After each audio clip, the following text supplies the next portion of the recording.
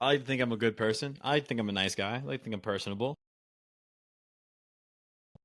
I do, Yeah, you but took a long time to say that. You took a long time to say that. That's a bad co-host right there.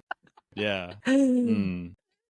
but let me give me some time here to give you a rebuttal. I like people who are not. So there's some things that like What's people the have. If people have an attitude, like I have an attitude sometimes. I mess with that. So you're saying you don't like me because I don't have an attitude? That's the subtext I'm getting here. Nah, I feel an attitude with Phil. I like that. That's I because you're mess with that. emo. That's because you're low key emo.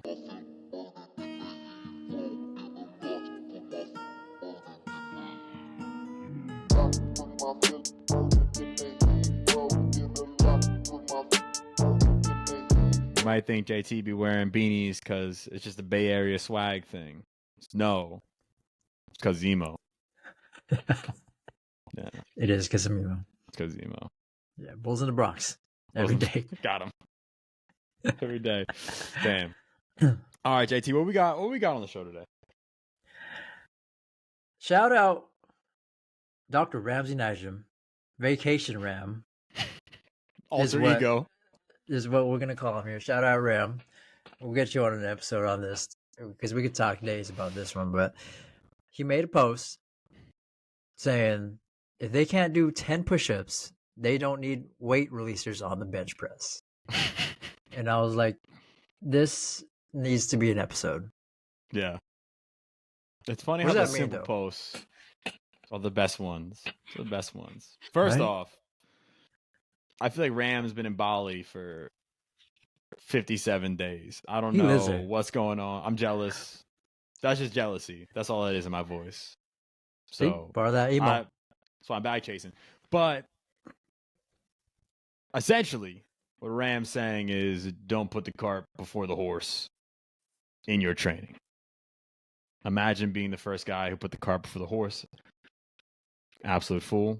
Hate to see it. But essentially. Oh my God. All right. Broke me. We're You back. broke We're me. back. Essentially, the point that Ram is trying to get across is your program should be meeting people where they are. Right? So is it actually to their level, or are you doing crazy complex stuff just because you personally want to do crazy complex stuff and doing them a disservice? Sometimes maybe not in the short term, but definitely in the long term. And we'll try to unpack that a tiny bit. But when you were reading that or when you're listening to the Ram say that, and again, so dead on, I feel like there's a lot of programs and private sector facilities that pride themselves on doing advanced training and complex stuff when it's like, yeah, you're doing the most. You don't need to be doing all that. Are there any like memories or stories from your personal training program or whatever that come to mind that are like, yeah, I was that guy in that moment? I was that guy. I was that guy. If I look back at my programming, a lot of it was, and specific to the general population. Yeah. Early on in the industry, I programmed things because I was bored of the movements that we were doing for like a week, 2 weeks. So I'd start to put things just because I thought they were fun. I thought they were complex, and if they are complex, that means people would think I'm fun, and they think my class is fun. And not anywhere in that thought process was me thinking about their ability to perform those movements. Yeah. So, for example, remember vividly, hey, we're doing squat jumps for time. There's people who's never been in my class before. They walk in with his knee valgus, kneecaps touching each other as they walk in. They got their Hokas on. They were actually in Hokas back then, but they're like lifted shoes. So all that to say, wait, why are you being a Hokas hater? I know, I'm sorry, that was uncalled for. But all that to say, people come into those. Like, I'm not hating on the shoes, but people come into those with those shoes, and I already see them walk. I see their gait. So all that to say, I had them squat, and they can't even perform a squat. Yeah. from a, they don't have the competency to move to do perform a squat, an air squat, and I'm programming squat jumps. Yeah. When I look back, I'm like, what are you doing, bro? What are we really doing here? What are we here for? Not to hate on their shoes, but it's more of like their gait mechanics. They're literally, if I look back and I see them walking and I see them squatting, but then I have squat jumps on the board, there's something missing there. And what happened, like over time, people started to develop pain. And I can't say it was from that programming, but I can probably think about it. They would probably have been less pain.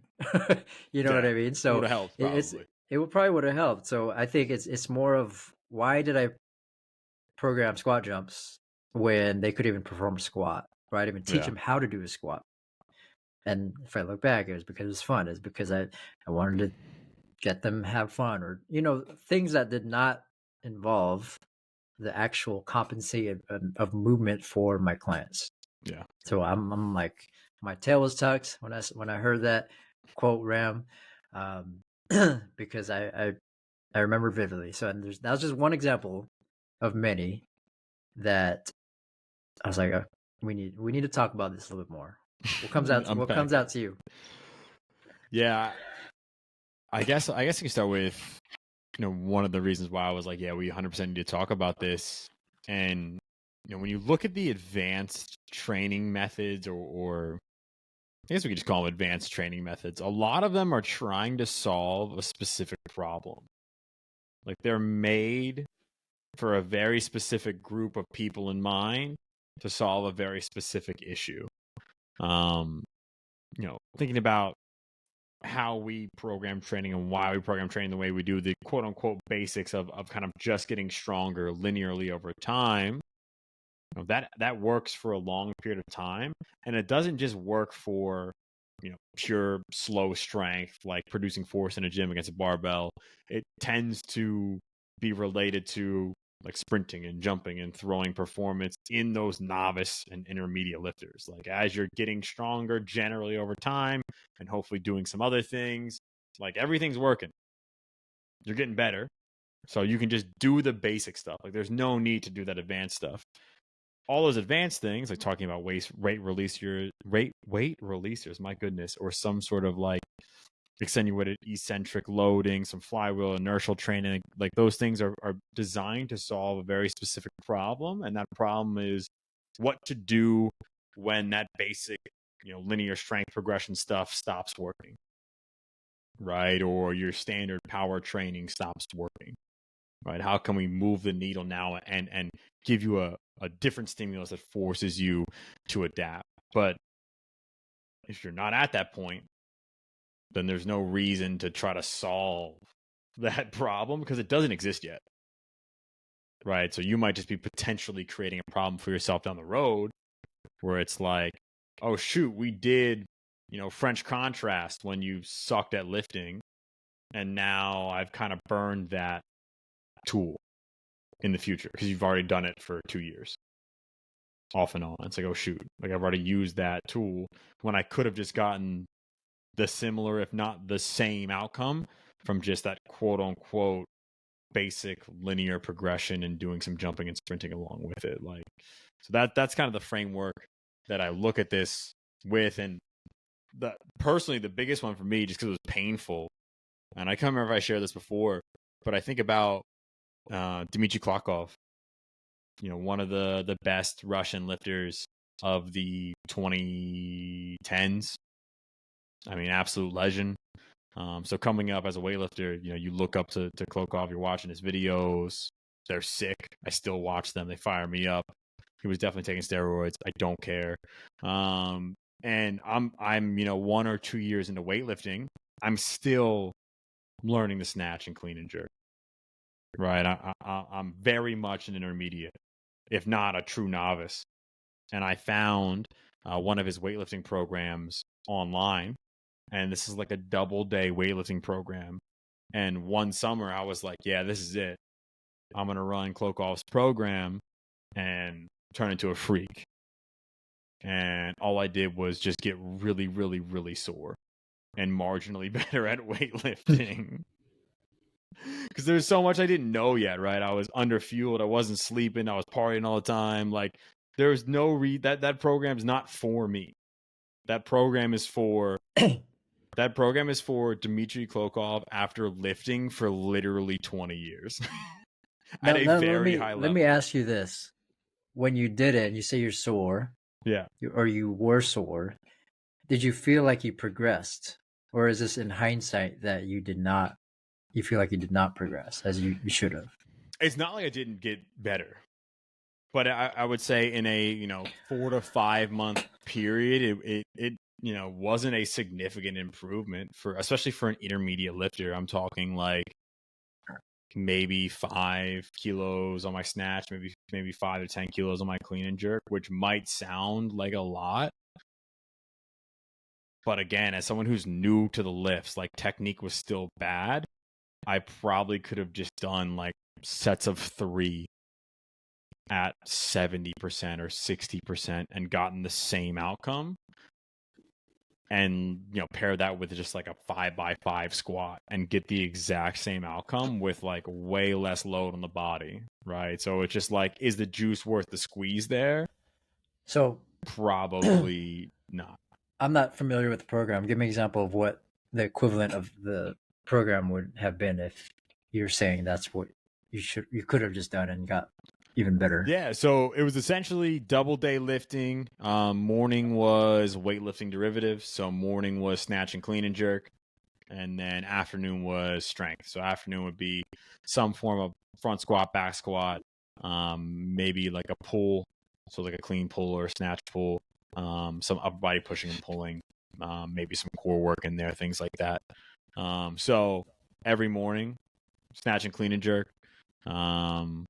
With different variations, like relatively high intensities, which is probably good. Like, I probably could have just done that part of the program, like the higher frequency approach.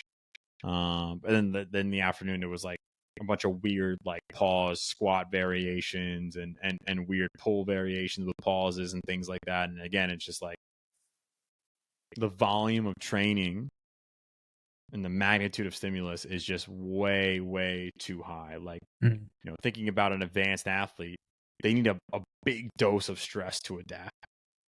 Hence why a lot of these, advanced or complex methods are stressful, because they need that dose to adapt, right? It's a specific problem for a specific person.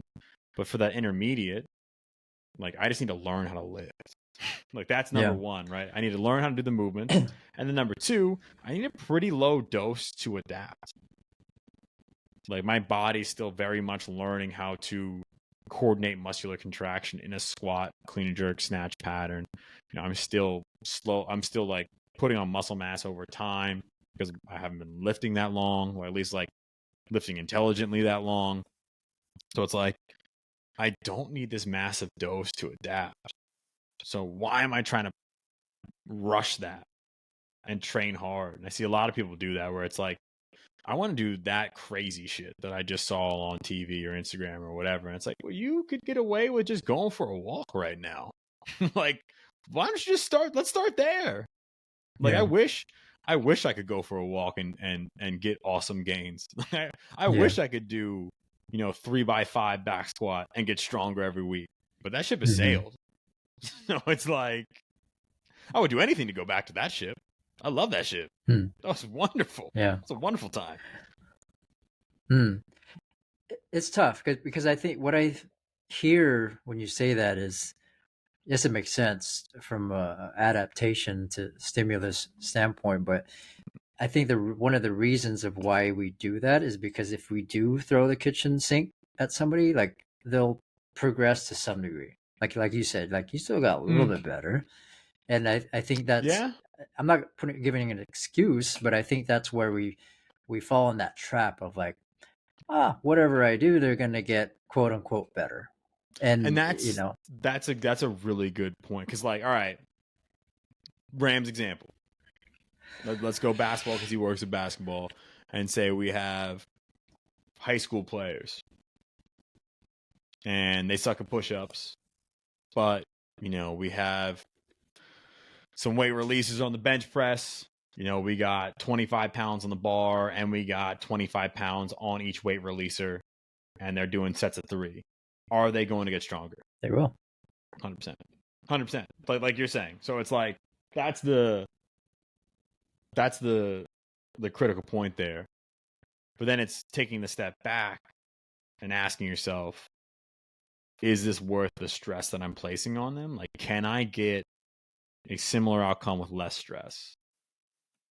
If not less more. Complexity. That's kind of like the lens. Value. Yeah. I think that's kind of where we're. Yeah. Our main point here is because I did want to call that out, because I think that's where, if I'm a young coach listening to this, they're like, it don't really matter. They're going to get better anyway. They're sore for a week. They're going to come back and they're going to get stronger. Yeah. So I say that to ask that question of, can they get even better if we were to take a step back, which they will. Yeah. I think it's just a matter of prioritizing first. Can we meet them where they're at, meet our clients where they're at, by first knowing exactly where they're at and progress them accordingly, as opposed to being, just throwing the kitchen sink, and they're going to improve somewhat. Yeah. But can they improve even better if we take a step back and be a little bit more intentful of what exactly we program? Because yes, I agree. Like, you do anything that they're, in terms of general population, you do anything, you put a whole bunch of stuff on the board, doesn't really matter. Yeah, they probably got a little bit better than they came in. Yeah. But that's at risk of all these other things, maybe some things that we didn't think about from a pain reduction standpoint. But the point is, can we meet them where they're at and improve accordingly based off of the things that we know of what they don't really need at this point? If it's a weight releaser, maybe we can take a step back. Let's teach them how to do a push-up. Yeah, so I think that's the main point here of, what are we actually trying to do, and are we trying to improve the actual physical qualities over clients on the program? So I think that's just one point to call out, because I'm thinking in my head, I'm trying to be that young, smart ass emo coach. Like, bro, it don't matter. I could do whatever I want. They're gonna get better. They're gonna come back to me. They're gonna have fun. So I think I'd slap that kid in Brendan's face, bro. I'd stop the Paramore at him. And that's me. That's me. That's what you get. So that's what you get when you let the heart win. That's what you get when you let your heart win. Let your heart win. There it is. Whoa.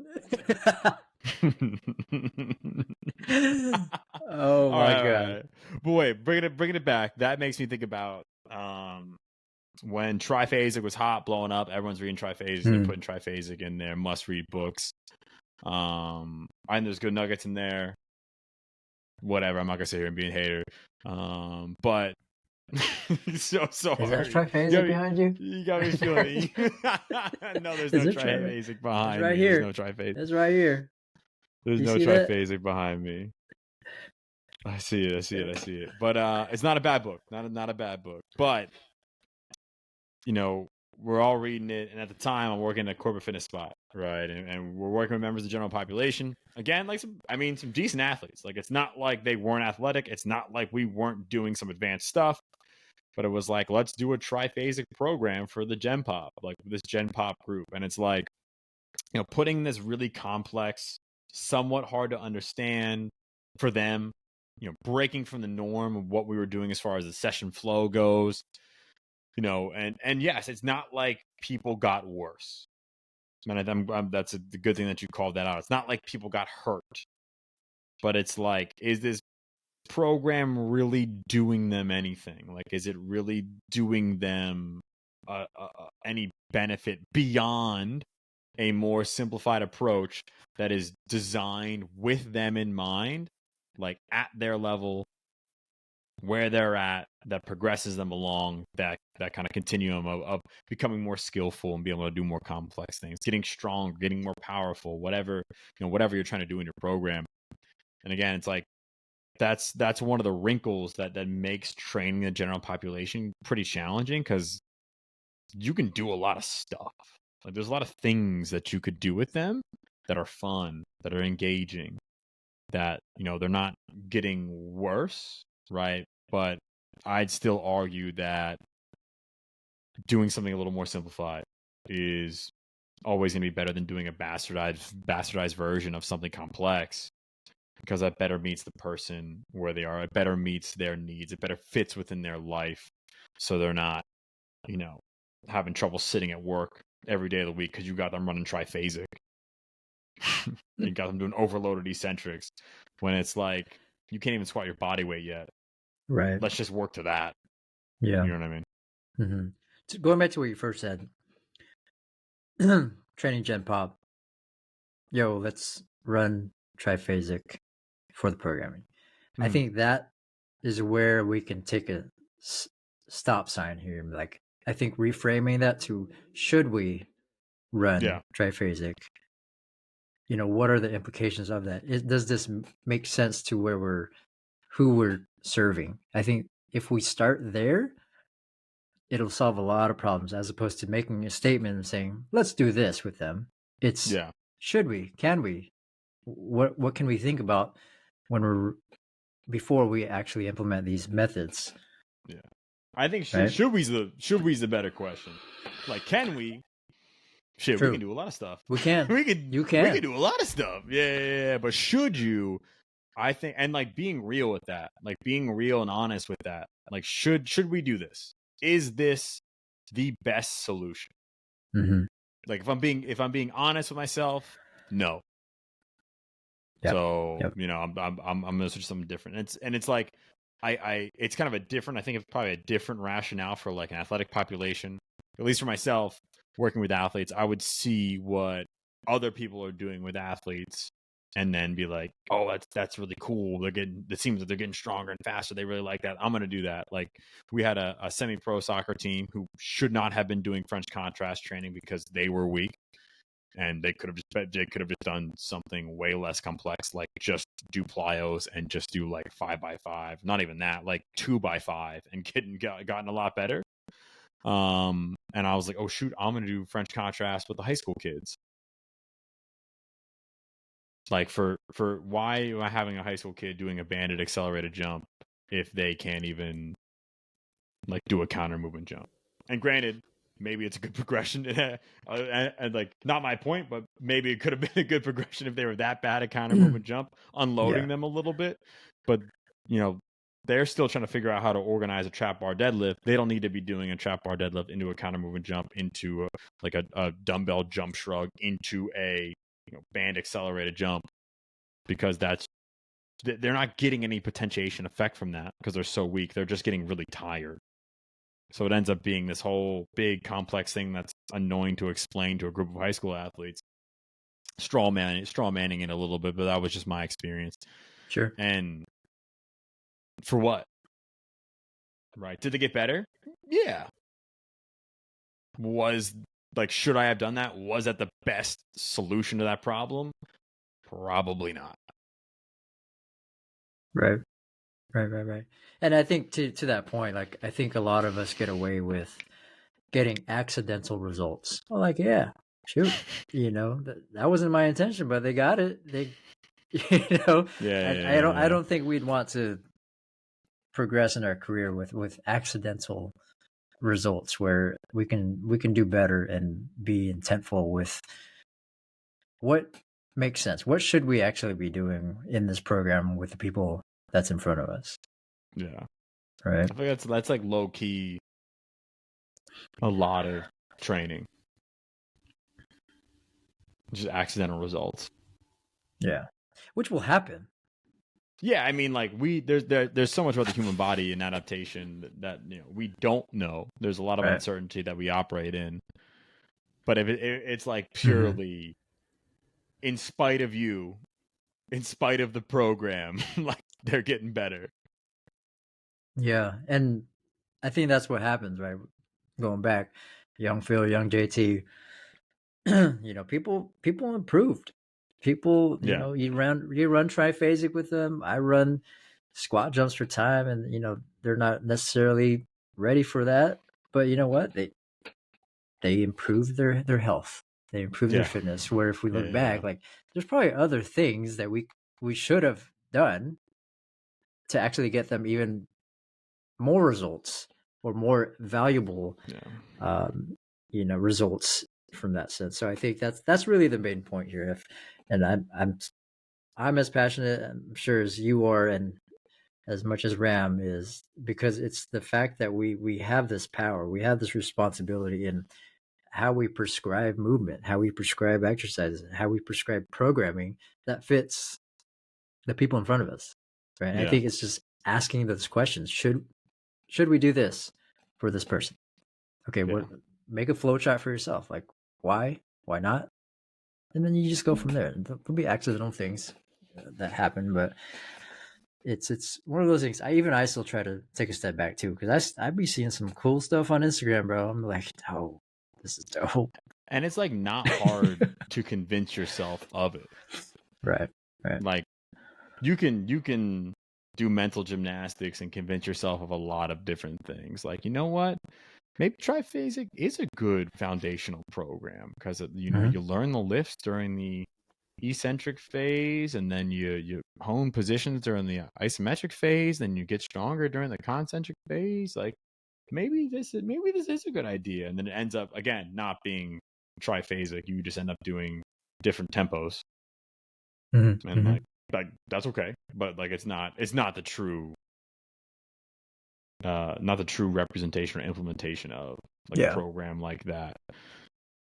So it's, again, like you're saying, asking yourself, why are we trying to put a square peg in a round hole and so working what through are sorry to interrupt there, but like you got my mind spinning. If we're thinking actual programming, what are carts that we put before the horses? What are things that, like, maybe we should think about this first before, maybe we should think about X before we put in Y. Anything comes to mind for you? That carts? Hate to be that guy. Don't be that guy. Be that guy. We talked about it on the last episode, but I think something that's hot right now and something that I find myself doing is trying to force sports science and testing, like really, really not advanced levels of testing, but like deeper levels of testing on everybody, where it's like, we don't need a force plate for this person. Like it would be helpful. It's nice to have, but maybe we could just do like a jump mat, or maybe we could just do a broad jump, or like something that's going to be way more simple, way less data, way less information.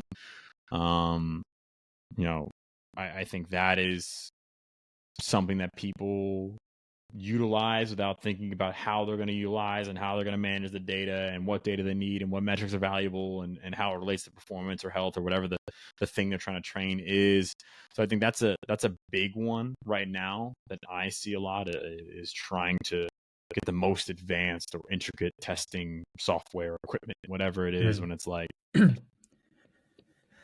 for in a lot of situations, I kind of talked about last week, it's just not the thing. It's not going to be the most valuable thing for you to do right now.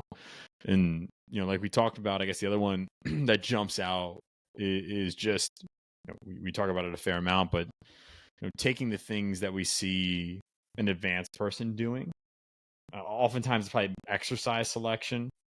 So we see, an advanced athlete doing some cool sprinting drill or change of direction drill. And it's like, ooh, let me throw that in my program.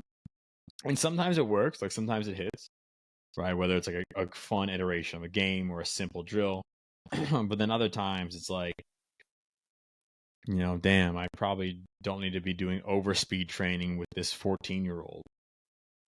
Like, they just need to run sometimes and lift sometimes.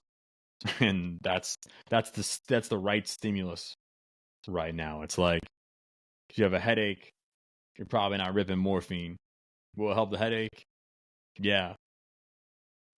But it's probably a little too strong for that, right? You just pop a couple Advil and you're good to go. You know what I'm saying? It's like, I don't need to I don't need to dose up for this one. It's just a little headache. Right. So get the dose to meet the issue. Bar, no morphines on the headaches. What are your thoughts on? For me, I've been thinking about more from like you're going back to exercise selection. I had people doing like heavy forward lunges, like basically just weighted forward lunges. When I look back, they could even do a split squat. For me, I'm like, you can, like I said, you can do forward lunges. They'll do them, but then if I think back, why didn't I coach out the split squat a little bit better? Where that's a variation of that, and that probably would have made their forward lunges even that much better, and they would have got more bang for that buck. But curious to hear what your thoughts are. I'm not saying like you should do split squats first before lunges, but I think it's the question of like, can I coach the split squat better? That's exactly where my mind was going. It's like, instead of becoming like the best in the world at coaching the thing right in front of you, you move on to the next thing. Right? It's like, I've gotten good enough and deep enough in my understanding of, a goblet squat or whatever. I feel like I nailed it. It's simple, cool. I'm going to move on to the next thing, when maybe not everyone's ready for the next thing. So it's like you're saying, instead of doing that, let's get really, really good at coaching the thing we're on right now. Right. And then work. It's still, if it's still working in the program, you're still getting better, you're still getting stronger. It's like, well, shoot, like, let's keep working it, and I'm going to keep coaching it and making it engaging for them. Right. Instead of changing the exercise. And again, like, I think you probably should be able to do a split squat before you can do a reverse lunge. There's aspects of them that's a different skill when you have like the translation of your center of mass forward and backwards in the reverse lunge versus just straight up and down in a split squat. But it's like, you don't have to.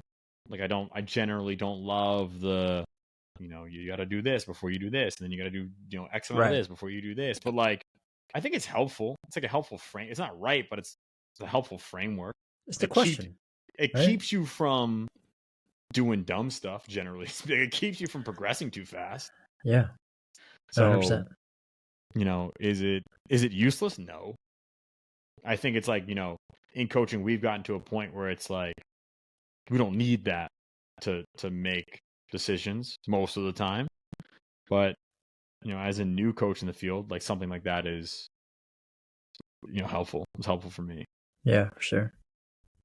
I have 1,000 other, movements. I think I would be curious to hear what people would argue with, and I love that. I love some smoke, but we'll save that for the IG post. Maybe I'll put something on the bottom. Put something in there, man.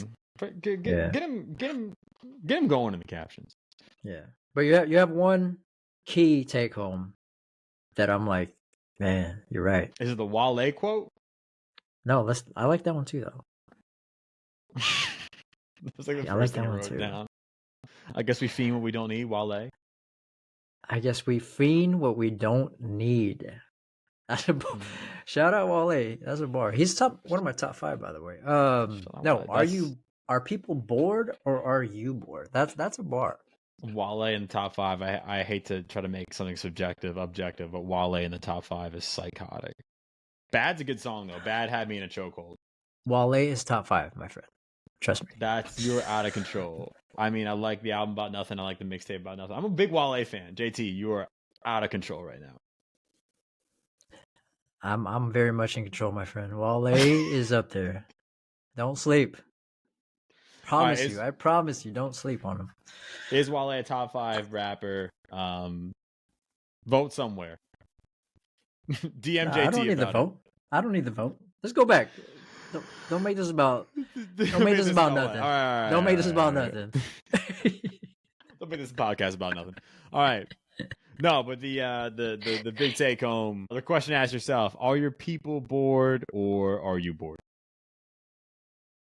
So, are they actually bored with the program, or are you just adding in unnecessary, unneeded variety and complexity because you're tired of coaching it? I'm gonna add something real quick. I'm gonna create smoke. This is gonna create smoke. You ready for this? I'm ready for it. If the people are bored, that means you're boring. Oh, damn. I'm gonna be real honest with you. If the people are bored with the program, I promise you, that means you are boring. And I'm talking to myself back then. I had to switch some stuff up. Like, they can't be bored if you're telling jokes, bro. Like, it says Goblet Squat ×8 for the past 4 weeks, but I'm telling jokes and they're still having fun. Like, I don't need to be doing some crazy stuff, man. You know, and it ain't all about jokes, but I'm just saying, I think that's another step another question we need to ask. If they are bored, it's not your program that's going to solve that. We gotta invest in our personality a little bit. And I'm gonna get off my soapbox a little bit because that's been firing me up. Bars. Wow. I'm sorry.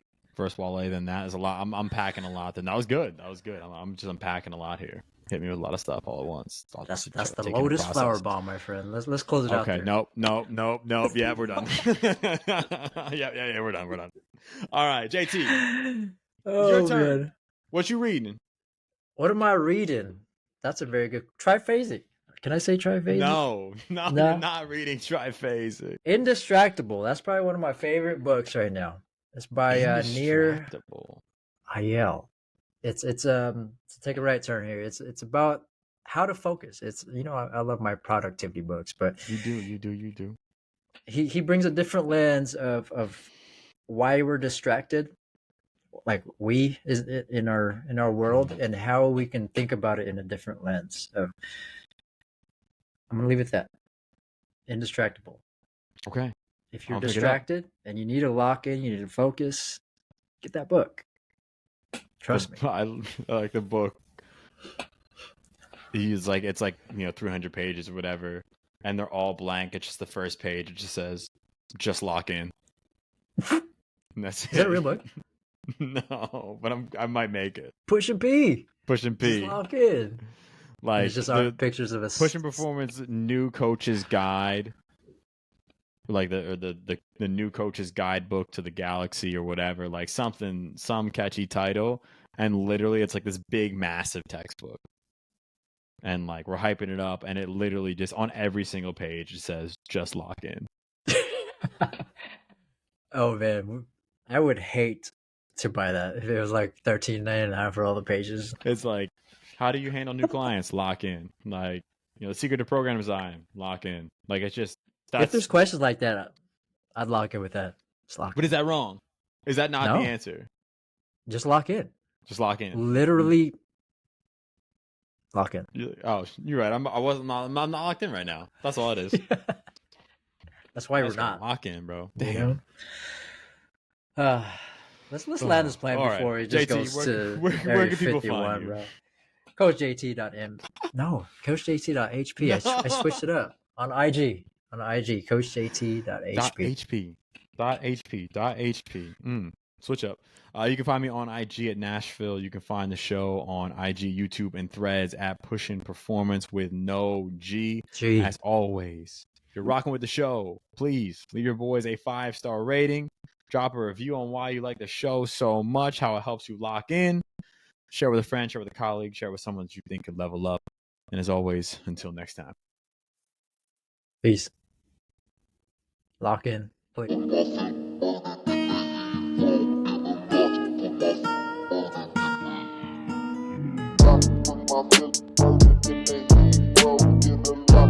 My